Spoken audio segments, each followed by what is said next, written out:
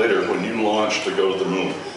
When you launched in July of 1969, what did you think your chances were, really, even though the guys had gone around the moon already, and Gene had flown the lander down within 47,000 feet in the previous mission? Nonetheless, what do you think your chances were of actually landing on the moon that day? Well, we had statistics on failure rates of all the components, and most components were designed to be efficient and reliable at 99.99996% of the time. That means that 4 failures in 100,000 hours of operation.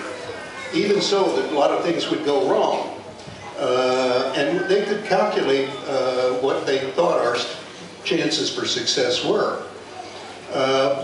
But in my heart of hearts, in my gut, I thought I had a 90% chance of getting back home safely on the first landing attempt, but only a 50% chance of making a successful landing on that first effort, because so many things in the final difficult part of the flight, the descent to the moon, were untested in that environment. And we had to expect that some things were going to go wrong. And in fact they did, but we were able to land anyway.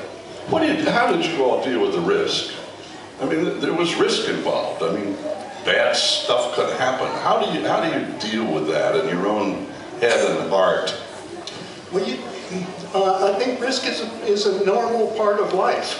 And you don't make any progress without taking some chances and some risk. The requirement is to evaluate that risk, decide whether the goal you're reaching is worth the amount of risk that you're taking, and if it's at least if it's close, you probably try it, and if it's better than close, you certainly want to go. In your